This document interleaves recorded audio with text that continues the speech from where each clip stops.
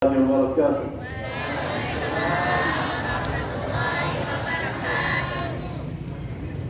بسم الله الرحمن الرحيم. الحمد لله رب العالمين، والصلاة والسلام على سيدنا محمد وعلى أهله وأصحابه أجمعين. سعدت بالقدوم إلى إندونيسيا من بداية شهر رمضان المبارك، والقدوم إلى أكشن وإلى هذه المدينة، واللقاء بعدد من المؤسسات وإدارات المؤسسات والمدارس والإخوة والأخوات الكرام. وأنا أشكر الحكومة الإندونيسية على جهودها الطيبة، وأشكر الفعاليات الشعبية والأساتذة الكرام والطلبة الأعزاء. أشكر الجميع على تعاونهم وتفهمهم. بارك الله فيكم وتقبل منا ومنكم. Waalaikumsalam dari semua. Bismillahirrahmanirrahim. Assalamualaikum warahmatullahi wabarakatuh.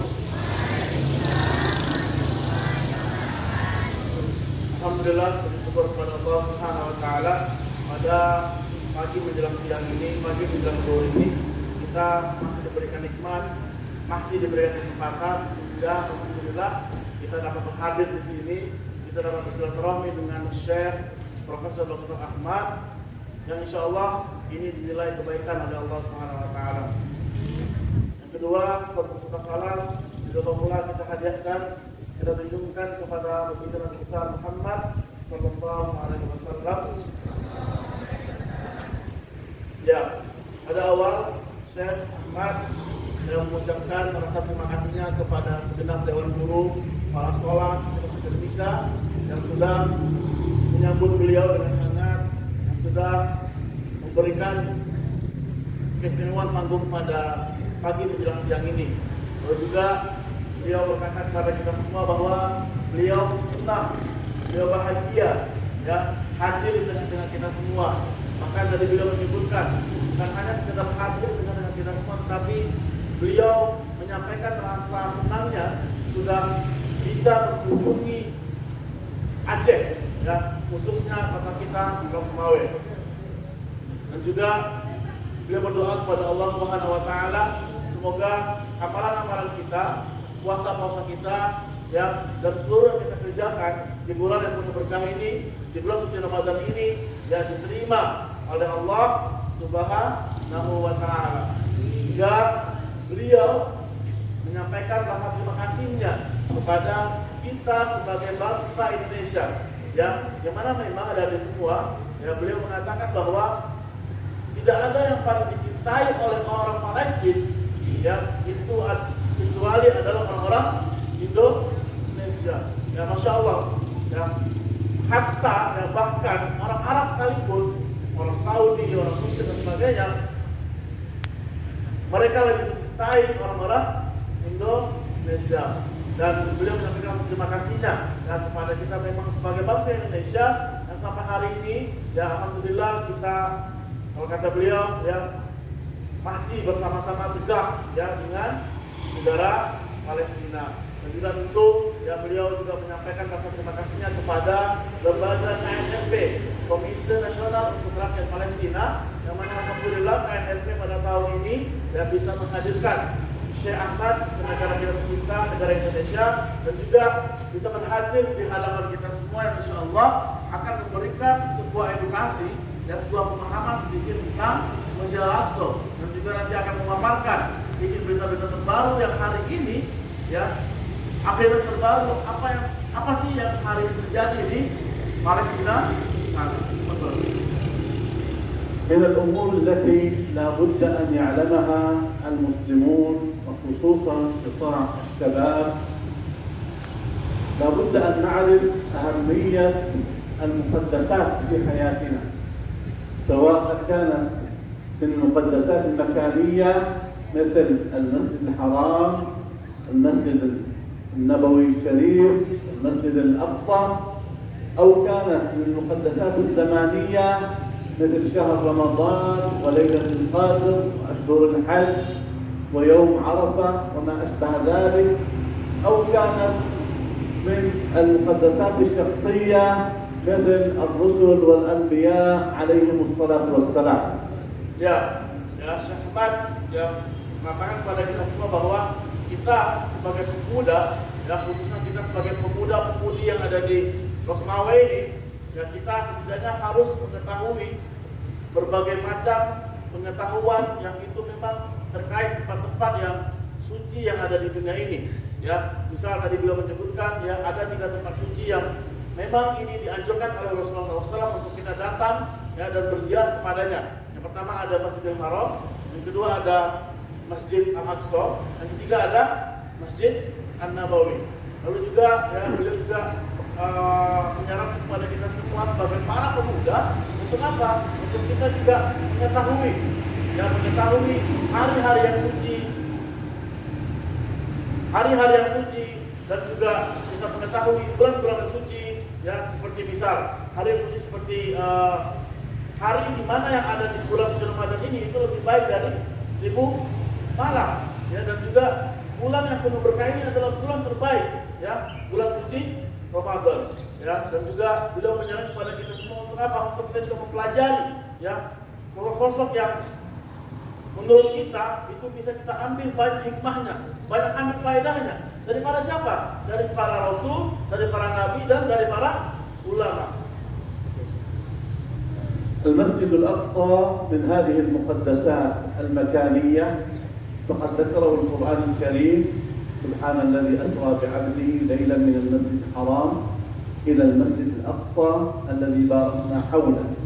وأيضا ذكر أرض فلسطين بقوله الأرض المقدسة، وفي موضع آخر قال الأرض التي باركنا فيها للعالمين.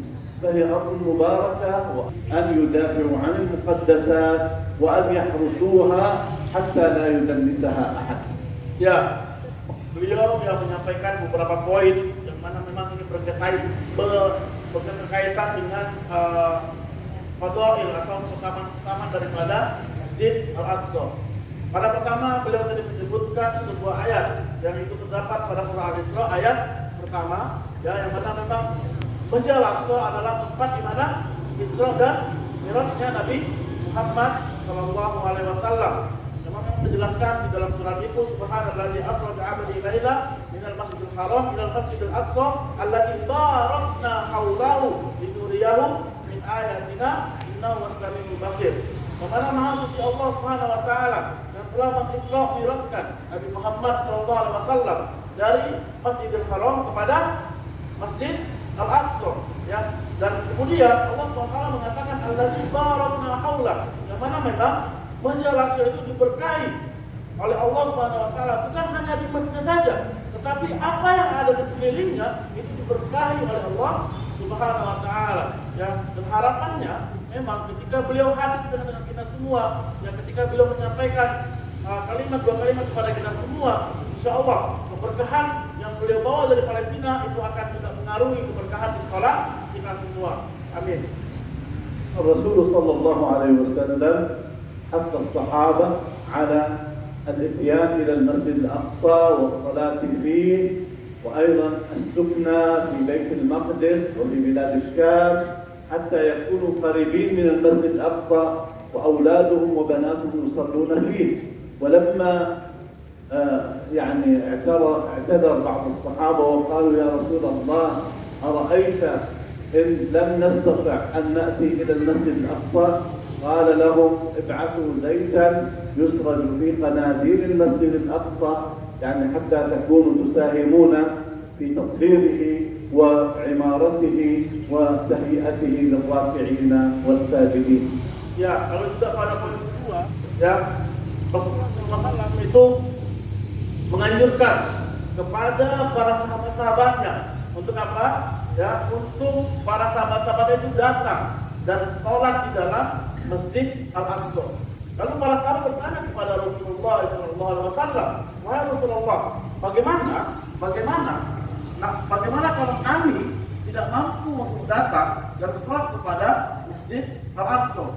Lalu Rasul kita menjawab, Jikalau memang tidak mampu, ya jikalau memang tidak mampu, maka setidaknya berikanlah apa? Berikanlah minyak agar kita bisa menerangi Masjid Al-Aqsa. Di sini para ahli hadis menafsirkan bahwa maksud daripada minyak hari ini ya adalah bagaimana jikalau memang kita tidak bisa untuk datang dan berjuang mempertahankan dan memperjuangkan daripada kesucian Masjid Al-Aqsa, setidaknya kita mengirimkan doa-doa terbaik kita mengirimkan infak terbaik kita mengirimkan sumbangan terbaik kita kepada siapa? Kepada umat muslim yang ada di Palestina sana. بعد هذه التوجيهات النبوية بالاهتمام بالمسجد الأقصى صار الصحابة والتابعون والعلماء والمحسنون والمجاهدون والسلاطين والخلفاء يتسابقون في عمارة المسجد الأقصى وتقديم الأموال دعما له وعمل الأوقاف من أجل الإنفاق على طلاب العلم وعلى المحتاجين والأيتام والأرامل والمساكين. وكان هذا المسجد الأقصى يوجد فيه في كل يوم أكثر من 100 حلقة من الحلقات العلمية. Ya, juga yang beliau menceritakan kepada kita semua bagaimana dulu ada di semua para ulama, para guru-guru kita, para kiai kita itu berbondong-bondong untuk datang kepada Masjid Al-Aqsa. Kenapa? Ya, karena bukan hanya sekedar datang, tetapi kalau kata beliau thalabul ilmi atau menuntut ilmu, ya menuntut ilmu. Yang mana kalau kata beliau dulu itu di Masjid Al-Aqsa ya, sebelum dilakukan penjajahan oleh orang Israel, di setiap tiang-tiang yang ada di Masjid Al-Aqsa itu ada yang namanya lingkaran ilmu atau majelis-majelis ilmu. Bahkan kalau kata beliau ini ada lebih dari 100 majelis ilmu itu yang tersebar di seluruh tiang-tiang yang ada di Masjid Al-Aqsa.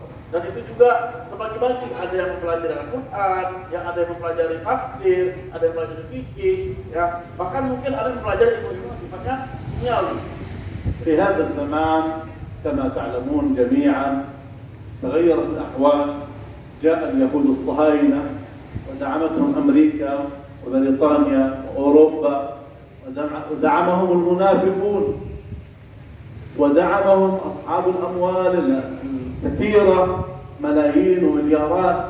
صاروا يقدمون لهم التبرعات حتى أنشأوا دولة إرهابية في فلسطين، وصار لهم حكومة وجيش وشرطة، وصاروا هم الذين يتحكمون في أرض فلسطين ويقتلون الناس ويقتلون النساء والأطفال ويقتلعون الأشجار ويهدمون المنازل ويفعلون كل ما هو إرهاب وكل جرائم الحرب. Ya, Syekh Ahmad berkata kepada kita semua bagaimana memang hari ini sampai detik ini ya Zionis Israel itu masih melakukan upaya-upaya agar bagaimana Palestina itu bisa dikuasai seluruhnya oleh Zionis Israel. Bahkan ya beliau mengatakan kepada kita semua bahwa bagaimana memang upaya Zionis Israel itu untuk mengosongkan tanah Palestina dari umat muslim yang ada di Palestina sana. Agar apa? Agar tujuan besarnya adalah, tujuan akhirnya adalah Zionis Israel bisa menguasai Palestina secara sepenuhnya itu ya. Yang dia juga berubah dari Palestina yang tadinya negara para orang-orang muslim menjadi negara orang-orang Yahudi. Mungkin kita sebut dengan Yahudisasi. Ya. Dan juga belum menceritakan ya bagaimana Zionis Israel itu melakukan serangan-serangan kepada umat muslim yang ada di Palestina. Bahkan kalau kata beliau membunuh anak kecil, membunuh para perempuan, dan juga membunuh dan juga menawan para umat muslim yang ada di Palestina sana. Bukan hanya itu, ya kita ketahui bersama teman-teman yang ada di semua bahwa di sana, ya di Palestina sana itu banyak bangunan-bangunan yang memiliki nilai sejarah dan juga banyak sekali bangunan-bangunan yang itu dihancurkan oleh Zionis Israel. Namun ketika bangunan-bangunan tersebut ingin direnovasi kembali, ingin dibangun kembali, baru pondasinya saja, baru lantai saja itu dihancurkan kembali oleh siapa? Oleh Zionis Israel. بالأمس بدأ ما يسمى عيد الفصح اليهودي أمس الجمعة 15 أبريل. بدأ عيد الفصح اليهودي. بدأ اليهود يسمحون للمستوطنين بالدخول إلى داخل المسجد الأقصى من أجل ذبح القربان ومن أجل إقامة الشعائر والطقوس اليهودية في المسجد الأقصى المقدس الذي هو من أقدس مقدسات المسلمين. وإخوانكم وأخواتكم من أهل فلسطين والقدس دخلوا إلى المسجد الأقصى ودافعوا عنه دفاعا كبيرا. كان هناك 30,000 من الشباب والرجال والنساء في داخل المسجد الأقصى حتى يمنعوا اليهود من الدخول، وهؤلاء تعرضوا لقنابل الغاز والرصاص المطاطي والرصاص الحي، وقتل منهم جماعة وجرح منهم حوالي 200 واعتقل منهم 500. اعتقلهم اليهود وأرسلوهم إلى السجون. كل هذا دفاعا عن المسجد الأقصى.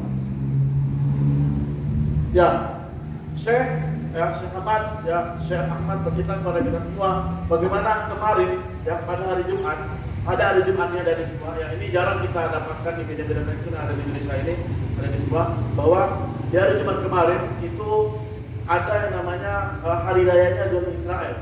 Hari rayanya Zionis Israel, dan mereka ingin melakukan perayaannya itu di pelataran Masjid Al-Aqsa, bahkan di dalam Masjid Al-Aqsa. Ya, namun ya kabar ini tersebar dengan cepat di kalangan umat muslim yang ada di Palestina sana, sehingga umat muslim yang ada di Palestina sana itu bisa duluan, istilahnya bisa duluan masuk ke Masjid Al-Aqsa.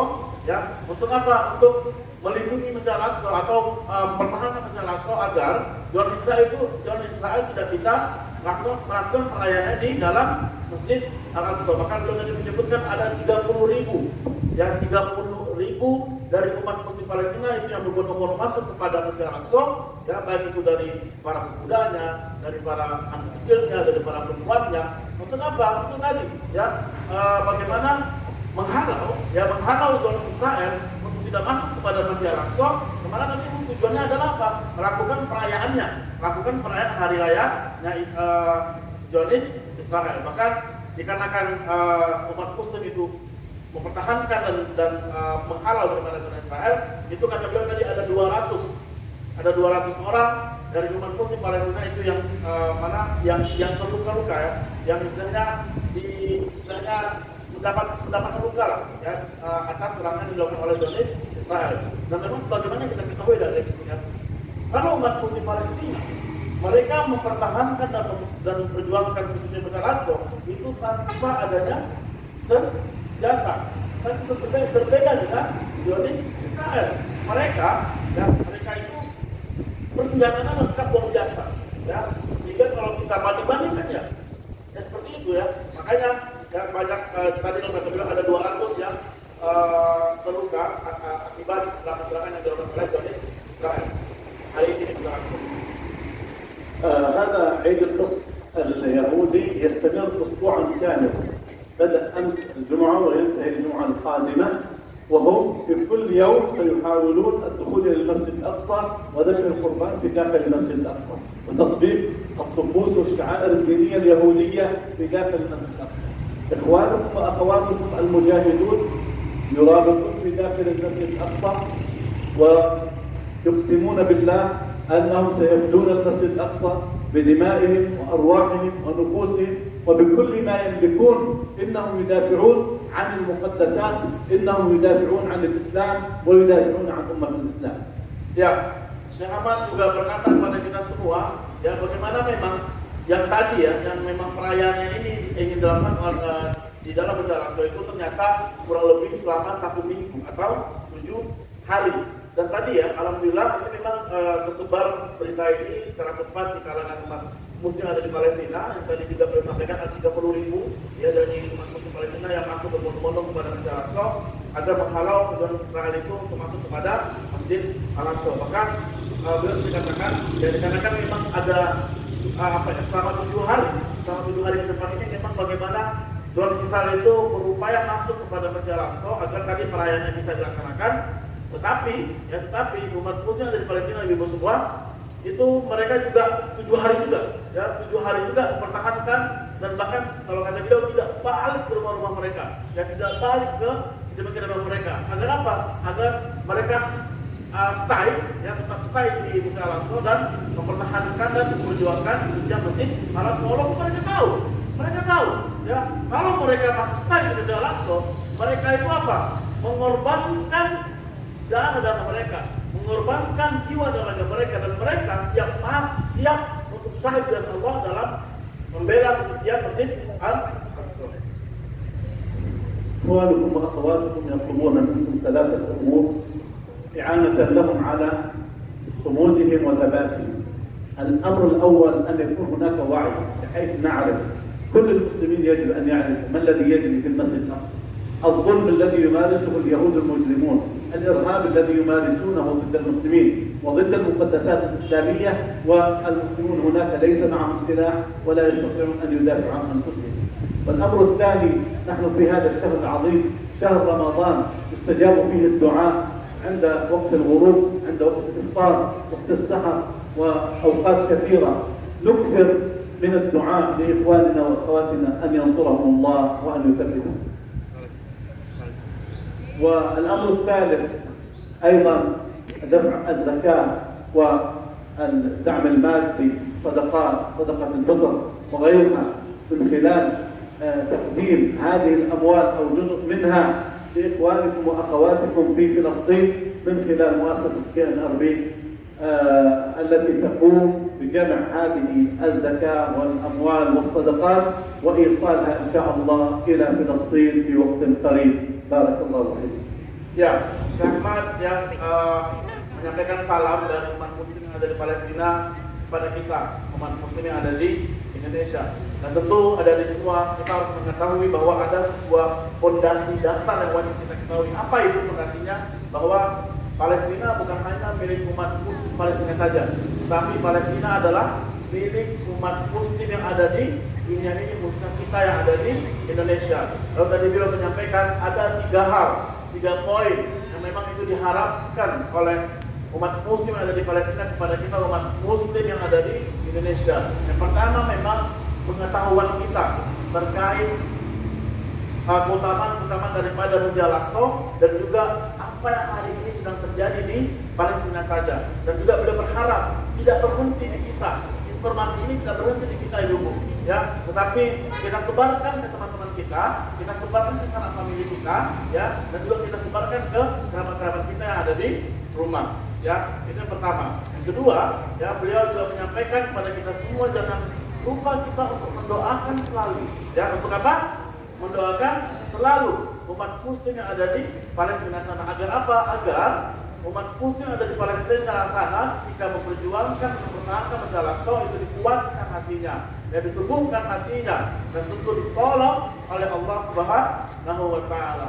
Lalu juga pada poin ketiga, ya, lagi-lagi beliau menyampaikan rasa terima kasih kepada KNRB, Komite Nasional untuk Rakyat Palestina, yang mana memang alhamdulillah, ya, sampai dari tahun 2012 hingga tahun 2022 ini KNRB kata beliau terus komitmen, ya, menjadi jembatan antara umat muslim yang ada di Indonesia kepada umat muslim yang ada di Palestina sana, sehingga bantuan yang sudah kita berikan, ya, apa-apa yang sudah kita berikan melalui KNRB itu tersalurkan secara baik kepada umat muslim yang ada di Palestina sana. Bahkan di Palestina sana itu ada namanya rumah sakit KNRB. Atas apa ini? Atas bantuan yang sudah kita berikan, dan tentu ini sangat bermanfaat bagi umat muslim yang ada di Palestina sana. Dan terakhir beliau juga pesan kepada kita semua, memang kita tidak bisa untuk datang langsung kepada Masjid Al-Aqsa. Dia tidak bisa untuk datang memperjuangkan langsung Masjid Al-Aqsa, mempertahankan Masjid Al-Aqsa, ya, mengorbankan jiwa tenaga kita tidak bisa, karena menjauh. Ya, tetapi setidaknya lagi-lagi kita berikan kepada kita semua, kita kirim doa-doa terbaik kita dan kita kirim infak-infak terbaik kita. Untuk siapa? Untuk umat muslim yang ada di Palestina sana. Nah, mungkin itu yang bisa beliau sampaikan. Insyaallah setelah ini beliau langsung doa. بسم الله الرحمن الرحيم. الحمد لله رب العالمين. اللهم صل على سيدنا محمد وآله وأصحابه أجمعين. اللهم اجعل جمعنا هذا جمعا مرحوما واجعل تفرقنا من بعده معصوما ولا تدع فينا ولا بيننا شقيا ولا محروما وأصلح ذات بيننا وألف بين قلوبنا واجمع كلمة المسلمين على الحق والخير والتقوى.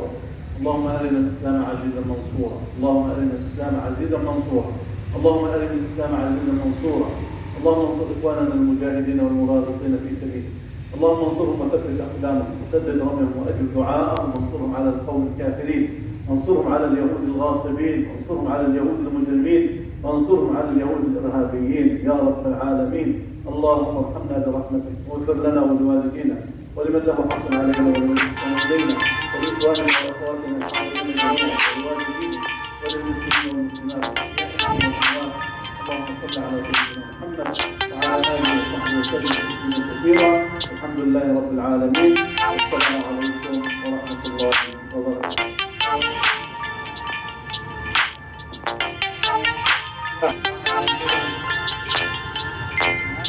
Semoga dengan apa-apa tadi yang beliau sampaikan, ya kita ingat, kita sebarkan informasi ini ke teman-teman kita yang ada di rumah, yang ada di mana lah, yang kita sebarkan. Dan juga tentu ya di sini abang sebagai saya sebagai penerjemah meminta maaf kepada adik-adik, meminta maaf kepada ibu-ibu jikalau saya ada kata-kata yang salah, kalau saya ada kata-kata yang tidak mengenakan, karena memang abang ini masih muda ya, tidak jauh lah sama adik-adik umurnya, masih